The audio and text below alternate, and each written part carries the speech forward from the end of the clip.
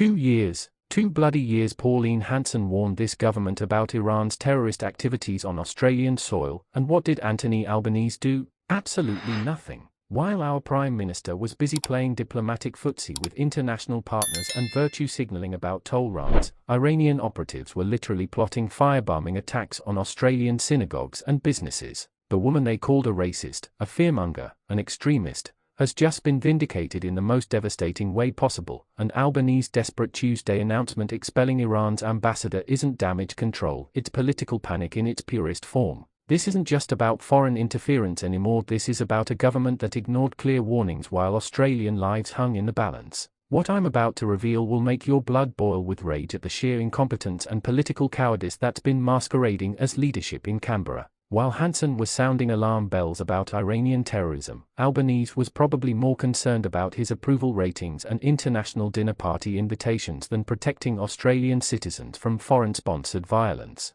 The firebombing of Addis Israel Synagogue in Melbourne on the 6th of December wasn't some random act of vandalism, it was a calculated terrorist attack orchestrated by the Iranian regime, and ASIO knew it. The arson attack on Lewis Continental Kitchen in Bondi Beach 2 months earlier wasn't coincidental criminal activity, it was part of a coordinated campaign of intimidation and terror sponsored by a foreign government operating freely on our soil. But here's the part that should make every Australian absolutely livid. Pauline Hanson saw this coming from a mile away. 2 years ago, while Albanese was still figuring out which international forum to attend next, Hanson was demanding immediate action against Iranian interference in Australian affairs. She warned about their growing influence, their terrorist connections, their anti-Semitic agenda, and their willingness to export violence to Australian soil. And what did she get for her prescient warnings? She was dismissed as a divisive populist by the same political establishment that's now scrambling to explain how they let foreign terrorists operate freely in our major cities.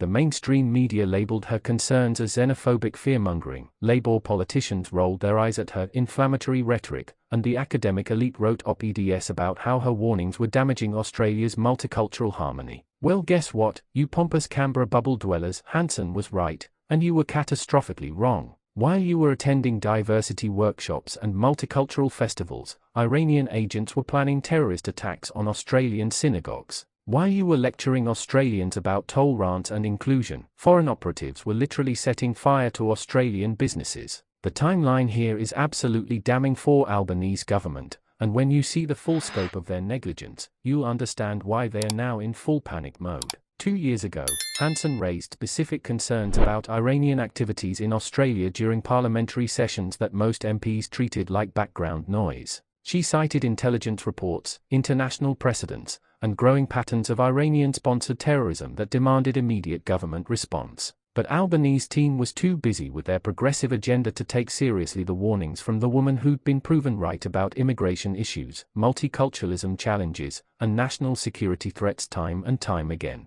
They treated Hanson's Iran warnings like they've treated all her warnings as political inconveniences to be dismissed rather than genuine security concerns to be investigated. The ASIO intelligence that finally connected Iran to these extraordinary and dangerous acts of aggression didn't materialize overnight. This information was building for months, possibly years, while Albanese's government sat on their hands hoping the problem would resolve itself through diplomatic channels and international pressure. Meanwhile, Australian Jews were being targeted, Australian businesses were being attacked, and Australian sovereignty was being trampled by foreign terrorists. Let's break down exactly what happened at the Addis Israel Synagogue firebombing because the details will make you sick to your stomach. This wasn't some spontaneous act of local anti-Semitism, this was a professionally planned terrorist attack with international coordination, funding, and execution. The perpetrators had detailed knowledge of the building's layout, security systems, and vulnerabilities that could only come from extensive surveillance and intelligence gathering. The Lewis Continental Kitchen arson attack in Bondi Beach follows the same pattern of sophisticated planning and execution that screams foreign intelligence operation.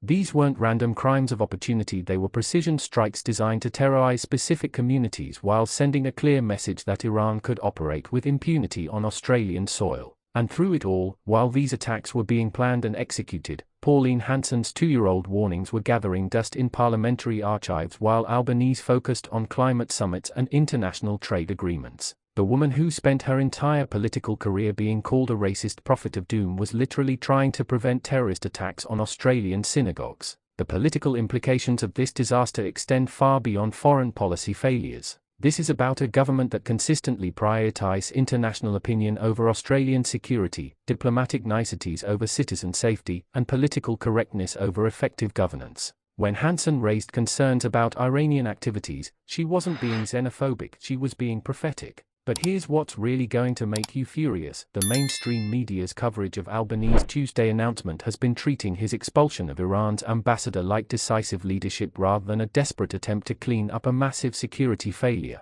They are not asking why it took 2 years and multiple terrorist attacks for action to be taken. They are not investigating why Hanson's warnings were ignored. They are just parroting government talking points about strong responses to foreign interference. The ASIO intelligence that confirmed Iranian involvement in these attacks represents one of the most serious breaches of Australian sovereignty in decades, and it happened under a government that was specifically warned about this exact threat. Iranian operatives didn't just commit terrorist acts on Australian soil, they did it while our intelligence agencies and political leaders had advance warning about their activities and intentions. Hanson's vindication goes beyond just being right about Iranian terrorism. Her entire approach to national security, immigration policy, and foreign interference has been proven correct by events that the political establishment spent years denying could happen. She warned about the dangers of unchecked immigration from countries with hostile governments. She raised concerns about inadequate security screening of foreign nationals. She demanded stronger action against countries that sponsor international terrorism.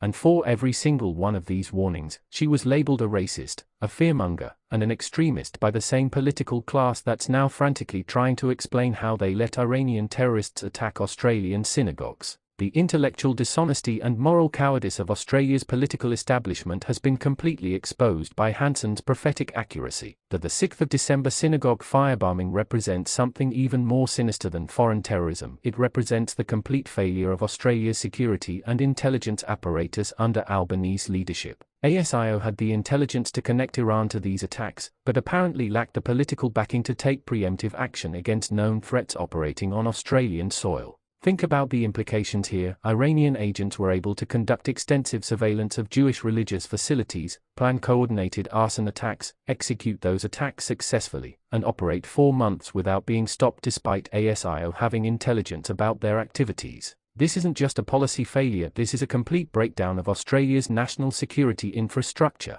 Pauline Hanson's criticism of Albanese for not taking quicker action against Iran isn't political opportunism, it's a legitimate demand for accountability from a government that ignored clear warnings and allowed foreign terrorists to attack Australian citizens. She's not saying "I told you so" for political points, she's demanding answers about why her 2-year-old warnings were treated like political theatre instead of genuine security intelligence. The Iranian regime's choice to target Jewish facilities and businesses represents a calculated escalation of international terrorism on Australian soil. They weren't just attacking random targets, they were specifically terrorizing Australia's Jewish community while testing our government's resolve to protect citizens from foreign-sponsored violence. And under Albanese's leadership, they found that resolve to be completely lacking. But the story gets even worse when you realize that these attacks weren't isolated incidents but part of a broader pattern of Iranian aggression that Hanson had been documenting and warning about for years. She'd raised concerns about Iranian influence operations, their funding of extremist groups, their anti-Semitic propaganda campaigns, and their willingness to export violence to Western democracies. Every single element of Iran's terrorist campaign in Australia was predictable based on their activities in other countries and their stated intentions toward Jewish communities worldwide. Hanson understood this because she actually pays attention to international terrorism trends instead of just reading diplomatic briefings and State Department talking points. The political fallout from this security disaster is only beginning, and Albanese's desperate Tuesday announcement expelling Iran's ambassador represents the opening move in what will be a prolonged political crisis. When the full scope of his government's negligence becomes public knowledge, the political consequences will be devastating for Labour's credibility on national security issues. Hanson's vindication extends beyond foreign policy into fundamental questions about political leadership and democratic accountability. How can a government that ignores explicit warnings about terrorist threats claim to be protecting Australian citizens? How can politicians who dismiss security concerns as racist fearmongering maintain credibility when those concerns prove to be accurate intelligence? The Iranian ambassador's expulsion, while symbolically important, represents closing the barn door after the horses have escaped. The damage to Australia's Jewish community has been done. The message to other hostile foreign governments about Australia's weakness has been sent. The credibility of Australia's intelligence and security apparatus has been permanently damaged. What makes this security failure even more inexcusable is that Iran's anti-Semitic terrorism isn't hidden or subtle. Their government openly calls for the destruction of Israel, funds terrorist organizations worldwide, and has a documented history of attacking Jewish targets in multiple countries. Recognizing them as a terrorist threat shouldn't require sophisticated intelligence analysis. It should be obvious to anyone paying attention to international affairs. But Albanese's government was more concerned with maintaining diplomatic relationships and avoiding international criticism than protecting Australian citizens from known terrorist threats. They prioritized Iran's diplomatic sensibilities over Australian Jewish community safety, and the result was predictable violence that Hanson had specifically warned about years in advance. The timing of these attacks, coinciding with rising international tensions and increasing anti-Semitic incidents worldwide, demonstrates that Iran was testing Australia's resolve while escalating their global terrorism campaign. They chose Australia specifically because they correctly assessed that our government lacked the political will to take preemptive action against their operations. Hanson's criticism of Albanese for not taking quicker action represents more than political point scoring. It represents a fundamental challenge to his fitness for leadership during national security crises. A prime minister who ignores explicit warnings about foreign terrorism and then acts surprised when attacks occur demonstrates either gross incompetence or willful negligence in protecting Australian citizens. The broader implications of this security failure extend to Australia's international reputation and our relationships with allies who depend on our intelligence sharing and security cooperation. How can we maintain credibility with partners when we can't protect our own citizens from well-documented terrorist threats that were flagged years in advance by our own parliamentarians? This isn't just about Iran, and it's not just about these specific attacks. This is about a pattern of security failures, ignored warnings, and political priorities that consistently place international opinion above Australian safety. Hanson's vindication represents a complete repudiation of the political establishment's approach to national security and foreign interference. If you thought tonight's story was wild, trust me, what happens next will blow your mind. So don't stop now. Click on the video right here on your screen to continue the chaos, the drama, and the inside scoop only we deliver. And if you haven't already, hit that subscribe button, give this video a like, and join the Australian News CC family where the real stories come to life. See you in the next one.